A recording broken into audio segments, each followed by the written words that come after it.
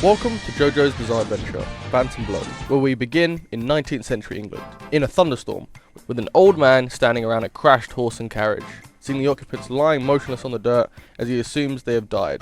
Upon seeing their drippy clothes, the old man steals their ring, expecting it to be worth something. His wife, though, suddenly notices a baby still alive. The old man also opens a suitcase, revealing a stone mask. He throws it aside as the man on the ground awakens, saying his name is George, and thanking the old guy for saving his life, not knowing he was just about to rob them. The old man plays along though, introducing himself as Dario Brando. George says that the Joestar family will be indebted to him. Cut to a luxurious mansion with George's son, Jonathan Joestar, aka Jojo, going out to play with his dog. Back to the old dude, Dario, screaming at his son Dio to buy him booze. We cut back and forth a bit to the two families, with Jojo eating dinner, then back to Dio playing chess and winning for money, gets a bit bitched. We then see this girl Erina is getting bullied by two dudes, taking her doll away. This is when Jojo tries to save the day, but he kind of gets folded. The dudes see his handkerchief and realize he's part of the rich ass Joestars, and they beat his ass for it. The dudes leave having beat Jojo, with Erina trying to help him up, but he wants to be like a classic knight in shining armor, and is probably also pissed he got folded in front of the girl. He probably lost mad aura from that. Dario tells his son Dio that he's gonna die, so he says go to the Joestars for adoption because they owe him a debt, and to become rich at any cost. Dio, now in front of his father's grave, talks shit to him and declares his desire for wealth and his plan to take it from the Joestars. Erina picks up Jojo's handkerchief when title card. Jojo sees a carriage arriving as suddenly Dio hops out, a bit excessively I might say, as they introduce each other. Jojo's dog approaches to meet Dio. Suddenly, Dio knees the dog in the face. What the fuck, bro? What the dog do? Jojo's father introduces Dio to the crib and the butlers. Real upgrade pretty fast, eh Dio? George tells the pair to get along and be friends, but Jojo is uncertain. Shit, I would be too, you just need to fuck out your dog for no reason. As Dio is shown around the place, he notices the strange stone mask on the wall. Jojo tries to take his bag up for him, but Dio smacks up his solar plexus, flames the fuck out of him. God damn, what did he do to make him that mad? They're doing some schooling, with Dio outperforming Jojo. They have some dinner where Dio continues to impress Jojo's father and undermine Jojo as Jojo runs off in frustration. Essentially, Dio is dead ass just trying to ruin this nigga's life. Now we see a boxing match about to occur between Dio and Jojo. They have it out with Dio clearly having the upper hand and experience, socking him in the face and hitting a dirty eye gouge. The crowd swarms to glaze Dio as it arrives in the dirt, wondering why Dio hates him so much. We cut to Jojo lamenting on a tree when three kids come over calling him a snitch. Jojo, confused by the slander, chases them away, blaming Dio. He throws a little tantrum about Dio fucking up his life, is comforted by his doggy. Jojo sees Erina giving him some grapes and running away, saying he'll be there tomorrow to talk. We then have a little montage of them going on dates and swimming together, getting to know each other, all very cute stuff. But as Jojo leaves Erina from another date, Dio suddenly approaches her, oh lord, saying how Jojo is too happy nowadays because of her, so he forces her to kiss him. What the fuck, man? Oh hell nah. Nigga, did I just catch you having fun? Dio, gleeful, now that he took her first kiss from Jojo, smacks the shit out of her. God damn. Day one fucking hater, bro. Next day, Jojo tries to talk to Erina, but she runs off. Seeing kids giggle, he knows Dio must have done something. He fully crashes out and charges into the house, screaming for... Dio nonchalantly stands up as Jojo pulls up on smoke for what he did to his girl. Goes for the left. Dio weaves and hits a mean elbow. Jojo gets dazed, loses composure but locks in. Gets kneed but tanks that shit. Grabs him, hits a mean headbutt followed by a flurry of strikes. Get in, get in, get in. He punches him to the ground, spraying blood everywhere, including on the mask, which freaks out and jumps off the wall. Just as Dio is about to pull a knife, Jojo's father George interrupts them, sending them both to their room. Cut to one of the butlers at the outside furnace when suddenly something starts banging inside. With him panicking, knowing someone's burning alive. Jojo sees Erina and is sad over not being able to see her. He goes back home to find his beloved dog dead, having burned to death in the furnace, as he goes to bed and cries. Dio, now out on the street at night, is mad at himself for getting mad at Jojo, saying he's got to learn to control his temper. I think he's got to control more than his fucking temper, but sure! Like, he is the one that killed Jojo's dog. Like, he's the one that put him in the furnace. Like, he just needs to sort himself out, bro. He cut to 7 years later, now in episode 2, at a rugby game, with Jojo ripping up the pitch. He's 195 centimeters, what the fuck? This guy is a demon on the pitch. He's got like 5 guys on him, pause, but he still charges on, and he passes to a teammate, Dio? They're all like buddy now, apparently. Shit, I mean, it's 7 years, but a lot can change, I guess. They're both about to graduate from school or some shit, but Jojo is still suspicious of Dio, despite his seemingly good behavior. Yeah, never mind, Dio still hates this motherfucker. He was just pretending until he was old enough to take the Joestar fortune. They talk to their father, George, who has a sudden illness inflicting him, as he congratulates them on their rugby win, saying he's proud of his boys. Dio mean-mugging him as he talks. Cut to JoJo alone, experimenting with the stone mask, realizing when blood is applied to it, it jumps out, revealing spikes. Looking for more information, he knocks over a mysterious letter, and upon reading it, it reveals that Dio has been poisoning their father. JoJo confronts him just before Dio gives his father more medicine, talking about the letter, saying how he did the same thing to his actual father Dario. Tries to take the medicine, but Dio stops him, saying forget about all this nonsense. JoJo says, say wallahi, bro. Say wallahi! And I'll believe you. But Dio refuses, suddenly throwing a right at JoJo, but he tanks that shit. This guy's gotten a lot bigger over the 7 years. He can hold his own. JoJo picks his ass up and tosses him off the balcony. JoJo says, stay the fuck away from dad, as Dio stumbles away. Cut to JoJo, heading to London, trying to find a cure for his father, leaving Dio with George, as Dio says he's got to kill him before JoJo comes back. I can't lie, it's really fucking stupid to leave Dio, who you know is trying to slam at your dad, alone with your dad. Anyway, Dio is also trying to understand the stone mask, taking any way to steal the Joestar fortune. We're now in London with JoJo trying to investigate Dio's medicine and a cure. Suddenly 3 guys try to jump him, but JoJo's prepared, tanks a knife stab, smacks him out. Guy with knives in his hat, the fuck, appears, and they have a scuffle. Pelts that shit at JoJo, he blocks that shit, kicks him out. Guy is stunned by his balls, encouraged to fight, as he falls to the floor. An even bigger crowd surrounds him, about to attack. The knife hat guy tells everyone to chill out, saying he's a merciful man, as he could have really fucked them up if he wanted to, calling him a true gentleman. He asks for his name, and takes him to the poison dealer where Dio got the medicine from. We then see Dio at night, drinking, angry at JoJo for potentially finding evidence of his poison. Some guy makes fun of him, so he smashes a ball in their face and tries to test the stone mask on the other one. It does indeed do something to the man, as it plunges its talons into him, but Dio, thinking he's dead, walks away. Behind him, he rises, much to Dio's surprise. Mask drops, revealing his deformed face, now bearing long fangs. Sends Dio flying with incredible strength, even after tanking a knife. It grabs Dio by the throat and starts draining his blood. Luckily, however, the sun starts to rise, disintegrating the monster and saving Dio's life. Dio now realizes the power of the stone mask. We see him arrive home when JoJo returns. With him, evidence of his poison attempt, as... Sorry, I had to do that at least once, it's a classic, come on now. They have another confrontation as we begin episode 3. Dio, knowing the jig is up, refuses to run. Instead, pleads for time to turn himself in, much to JoJo's surprise. Dio, however, is planning to stab JoJo and then don the stone mask, continuing to beg for forgiveness in order to buy as much time as possible. When the knife hat guy, aka Speedwagon, appears and says to not believe anything Dio says, saying he's never met a more wicked man and he's born evil. To be honest, out of everyone I've ever seen, Dio is definitely the most likely to be born evil. Suddenly, JoJo's father and the police reveal themselves. As well as the dealer, Dio got the poison from. With it seemingly all over, Dio asks for JoJo to handcuff him, and as he's about to, Dio suddenly pulls out the stone mask and his knife, stabbing not JoJo, but his father, as he jumps into the way of harm. Dio dons the stone mask, as the police fire a flurry of bullets, blasting him out the window. JoJo speaks with his dying father, as George asks him to keep their family ring. Dio lays motionless outside, as the police realize who his father was and his lineage of theft and crime. Turns out, George, JoJo's dad, was actually either naive or nice enough to not actually charge Dario for the ring theft. He also knew of everything before he adopted Dio, you know, the whole shit with Dario and his crime life. But I guess he wanted to try and be kind and raise Dio well. I get it, but he kind of got the shortest stick possible trying that with Dio of all people. JoJo's father dies in his arms, succumbing to the stab wound as Speedwagon hypes JoJo up. Hell yeah, Speedwagon, W support. As he looks outside though, he notices Dio's body is missing. Dio suddenly carves off one of the policeman's head, having become a true monster. He slides back inside as Speedwagon shoots a bullet straight through his head, but to no avail, as he keeps marching forward. Dio continues to cleave through police and steal their life force, tossing the bodies at them with great power. JoJo is frozen in fear and confusion as he tries to piece together what is in front of him. Speedwagon warns JoJo of Dio's inhumane strength. Wielding a spear, he charges on. The dead police reanimate, attacking Speedwagon, with JoJo barely saving him in time. Dio jumps from the ceiling as JoJo impales his hand in midair, but Dio crushes him and stabs it into JoJo. Too much yapping from Dio though causes him to lose sight of JoJo, and whilst looking for him, he suddenly bursts into flames, as JoJo and Speedwagon had set a curtain alight. JoJo pushes Speedwagon aside, saying it's not his fight, as he climbs the now burning house, egging on Dio to continue their fight. Dio begins to vertically climb up using the very walls of the house. What the fuck? Is this monster power? JoJo still has a spearhead in him this whole time, by the way. I guess he's just gonna leave that there. Now outside, Speedwagon sees JoJo on the roof, prepared to face Dio, as he rises from behind him and hits a moonlight kick.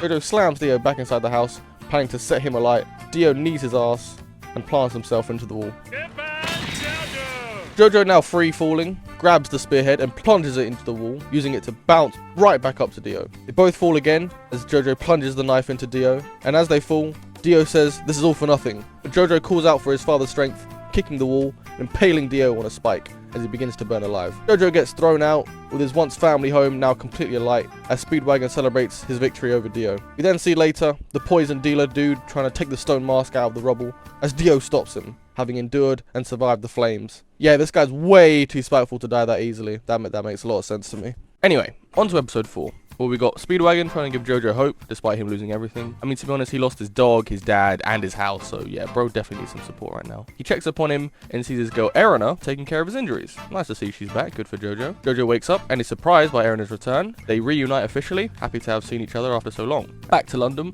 we got Jack El Ripper doing big bad to a woman, when suddenly Dio approaches him and takes control of his mind, making him serve him. I didn't know that was a power he had, but sure. We then see JoJo looking around the rubble of his home, unable to find the strange stone mask. Him and Erina go on a little walk when JoJo notices someone following him.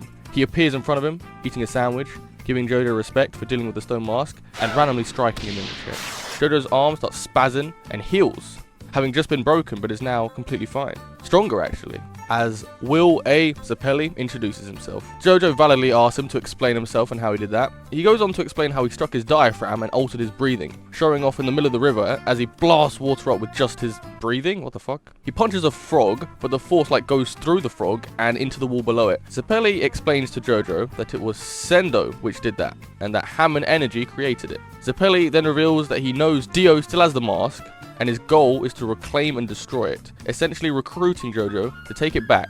Meanwhile, Dio is in London, still chomping down on people in order to heal from his battle with JoJo, expressing his plan to take over the world. JoJo does some training with Zeppeli, and Zeppeli explains why he seeks the mask. Essentially, he's the one that found it at an archaeological site, and whilst bringing it back, someone used it and killed his whole crew except him because he got saved by the sunrise. Turns out his father was the one that got turned with the mask on board a runaway ship. Fearing the incident with his father will happen again, he tries to find a way to stop him via Hammond energy, saying that the mask and Hammond are two sides of the same coin. And if your Hammond is strong enough, it can rival the sun in terms of power against the mask. They continue to train as Zeppeli teaches him moves like Zoom Punch, and explaining to JoJo that Hammond's weakness is emotional dysregulation, so you gotta stay calm. They immediately pull up to a place called Win Knight's Lot, because apparently Dio is there, as Zeppeli says it's JoJo's final test to face him. That's gotta be the fastest training arc in all of anime. That was what, 5 minutes? Anyway, the coach stops in a tunnel as Speedwagon goes out to inspect and realizes the driver has been killed. Is that Jack the Ripper inside the horse? What the fuck?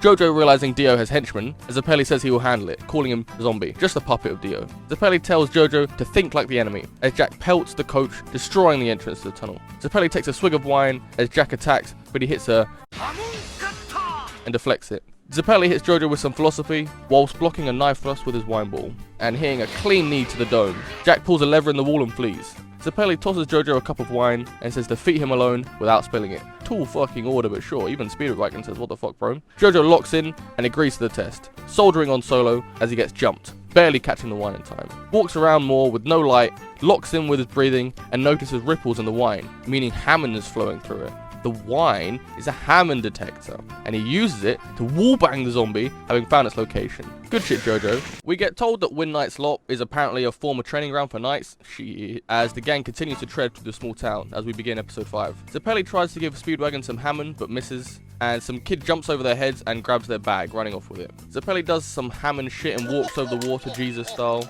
and seeing the boy now climbing a cliff, JoJo Hammond smacks the wall, blowing the kid off the wall and into his arms. As the night approaches, they suddenly realize they are in a graveyard, as zombies grab them from below. Up above, Speedwagon notices Dio himself.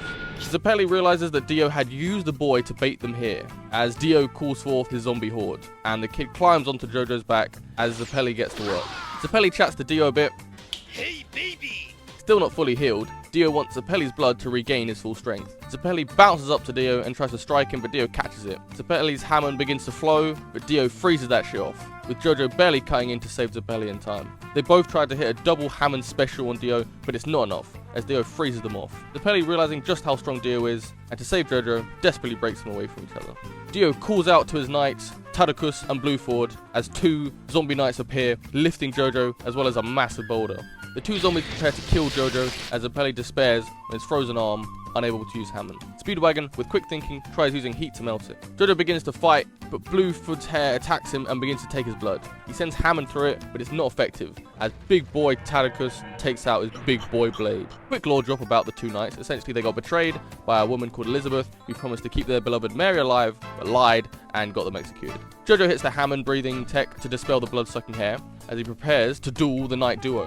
He gets jumped by a zombie, but Bluefoot fucks him off, wanting an honourable fight. Bluefoot jumps at JoJo, trying to slice him with both his sword and hair. JoJo dodges, but falls down into the lake below. Tadicus has Speedwagon and Zeppeli pinned, as Dio fucks off, thinking the Hammond gang is doomed. Now underwater, JoJo holds his breath and gains an idea, swimming deeper to the bottom of the lake. At the bottom of the lake, he picks up a rock, recovering his breath from air trapped underneath it. Smart thinking. Now, primed with Hammond, he hits Bluefoot with a... ending episode 5. That shit seems super effective, as Bluefoot is blown out the water, beginning episode 6. JoJo reveals he was fast enough to outpace the Hammond though, barely escaping it. Bluefoot leaps into the air again as JoJo readies a Hammond strike. JoJo hits an... but Bluefoot entraps JoJo in his hair and tosses him around. Zeppeli saying how JoJo can't use Hammond when he's trapped. Tadicus continues to mean-mog the pair, not allowing them to help JoJo, as Bluefoot unsheathes his sword and swings at JoJo. But JoJo busts out and blocks the sword strike, flowing Hammond through it to melt Bluefoot's arm. He hits a crazy... putting Bluefoot on his back. This nigga popping off. Bluefoot rises and leaps again at JoJo, but JoJo does nothing. At the last second, Bluefoot stops, realizing he has already been defeated by the Hammond as it flows through his body, restoring his mind as well. Damn, JoJo knew that was going to happen? How? He literally just picked up Hammond like yesterday or some shit. Alright, whatever. Bluefoot says his final words, asking for his victor's name, and gives him his sword. Pluck? Pluck? Sure.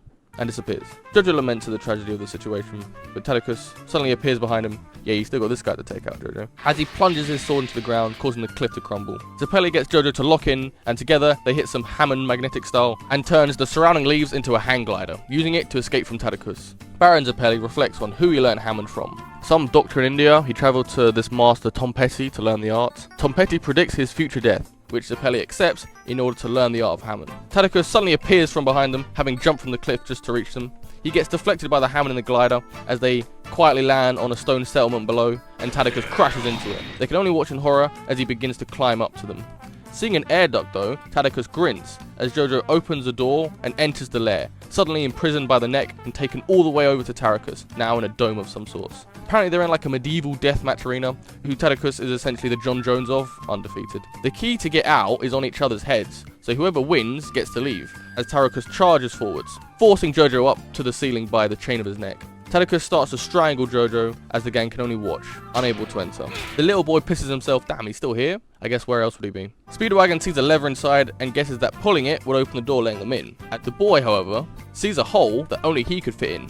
With no other options, he climbs in, motivated by past experience of being bullied for being scared and supported by his sister. He makes it in, and Tadicus immediately goes to grab him. JoJo just barely pulls him back enough for him to just kick him, flinging him across the room. The kid's name is Poco, by the way. I probably should have said that sooner. Anyway, Poco makes it to the lever, pulling it as the door opens, allowing Zeppeli and Speedwagon in. With Tom Petty's prediction of his death looming over Zeppeli's mind, he walks toward Tadicus as episode 6 ends. We're now in a flashback starting episode 7 in Tibet, with Zeppeli and his master Tom Petty talking about a super special technique, saying if he learns this, then his fate is sealed. Zeppeli wants to know the date of his death specifically, and Tom Petty tells him, describing the very location we see him now in the present, staring down Tarkus. Zeppeli steps up to Tarkus, with JoJo trying to free himself. Tarkus throws a right, but Zeppeli weaves and hits a...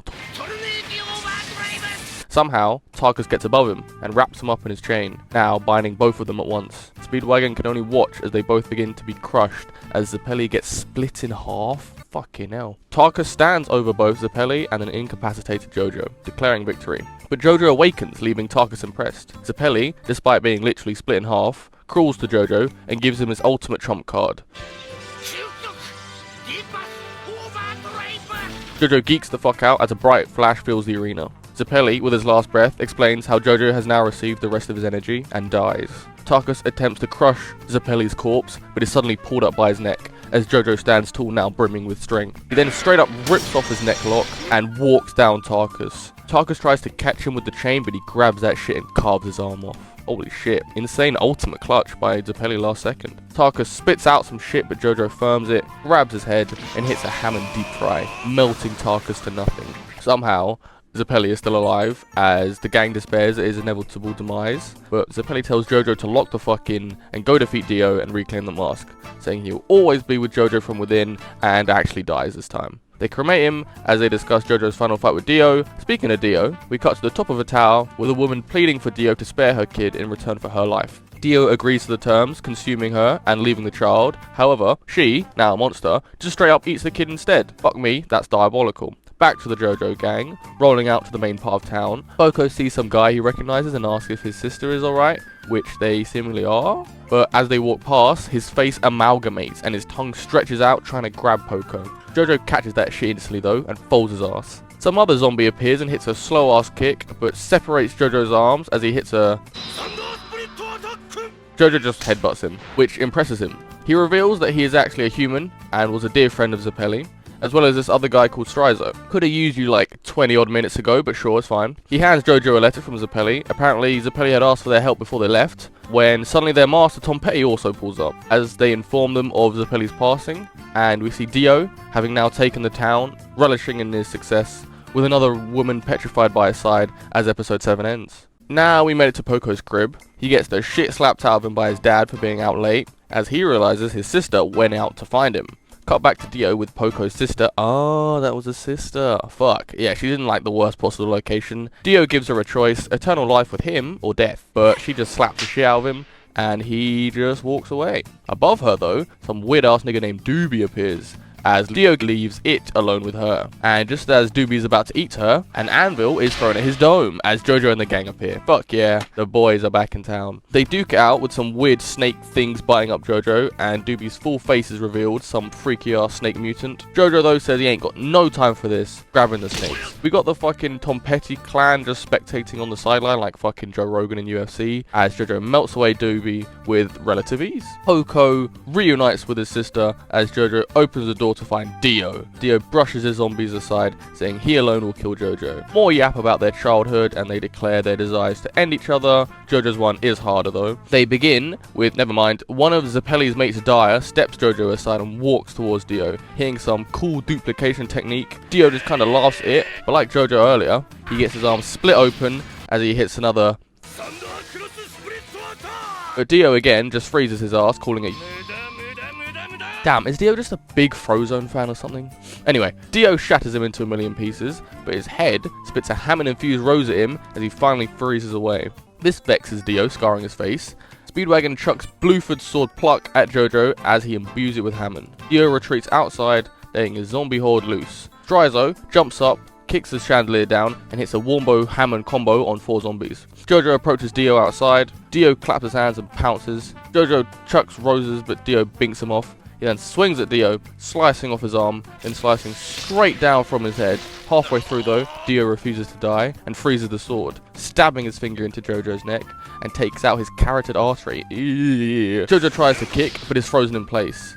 Speedwagon attempts to help, but zombies intersect him, as well as the rest of the gang, as they continue to fight the Endless Horde. JoJo says Dio has made a mistake, essentially saying they're in a stalemate, as Dio can't drain him, but JoJo can't use Hammond either. But behind Dio, though, lies a fire, as the frozen sword begins to thaw. Now free, JoJo hits a mean...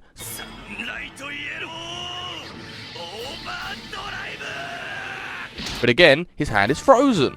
Dio reattaches his arm and head, proclaiming his victory, as his icy power seems to hold no contest. Still though, JoJo prepares to fight again. Dio leaps at JoJo as he ignites his own fist on the fire, clamps them together as they have a contest of strength. JoJo prevails and Dio begins to melt from the impact outwards. In anger, desperately hits a crazy laser beam that shoots straight through JoJo's hand and through the tower as Dio begins to plunge to his demise. JoJo looks down and then collapses, having completed his final battle, as Speedwagon celebrates his success. I'm noticing a pattern here. Speedwagon is the greatest hype man of all time. Back to Dio as he plunges down into darkness, beginning the final episode of Phantom Blood. He's trying to save himself before the Hammond reaches his brain, decapitating himself, as his poison dealer Wang Chan collects his head and runs off with it, now needing a new body to attach it to. We get a report about the Win Night Lot incident as we see Speedwagon smashing the Stone Master with a sledgehammer. Fuck yeah, mission accomplished. Flash forward to a church with JoJo and Eren are getting married. We follow Speedwagon chasing down the newlywed duo boarding a ship. Got some guys lugging in a heavy object. One of them hears something weird, but they ignore it. Well, this is gonna end well for sure. We see the Joestars aboard the ship waving happily as they set off en route to America. They share the joy of being together. Very lovely dovely. Below the deck, some drunk guy loses his chain in the storage room, so he goes to grab it. Erina tries wine for the first time, and I think she fucks with it, but suddenly, JoJo stands up petrified, noticing Wang Chan on deck. Realizing what this means, he chases him down. The drunk dude, now downstairs, picks up his chain, but notices below it a chest locked from the inside as a laser beam blows his head open. JoJo running in sees Wang Chan with Dio's head very much alive and well as Erina runs off to help, and we see zombies have begun to infect the ship. Dio says he respects JoJo. Yeah, right, he just wants his body. JoJo sees his eyes about to pop off, tries to block but to no avail, and gets blasted back by his laser beam. The ship gets overrun with the undead as Erina spots a baby with their mother dead. JoJo realizes he can neither breathe nor use Hammond, so he's kinda fucked. Wang Chan laughs at JoJo's tragic situation, but Dio shuts him down. Damn, maybe he actually does respect him. Just as he goes in for the kill, JoJo readies himself and hits a final Hammond strike, decapitating Mr. Wang Chan, and the Hammond in his body forces him to overheat the ship's mechanics in an attempt to start a fire. Erina holds JoJo in her arms as she proclaims that if he dies, they must die together. They kiss as the ship begins to overheat. JoJo points at the orphan child, telling her to escape with him. Dio, seething at JoJo's stubbornness, orders his zombies to remove Wang Chan's body, but it's too late. As the ship explodes, JoJo protects Erina with his body as metal stabs into him. Dio begins to coil himself around JoJo's neck and prepares to take his body, but JoJo grabs metal from his back and stabs Dio, holding him tight. JoJo tells Erina to be happy as the ship begins to burn down all around them. Dio pleads for JoJo to free him, but to no avail as he has already passed away. The ship gets obliterated in one final explosion. Cut to Erina talking about JoJo's achievements and his life as we see her having escaped with the orphan child. Finally, we see an ancient structure, and within it, a stone statue, as Phantom Blood comes to an end. This arc of JoJo gets 8 Hammond overdrives out of 11 vampires.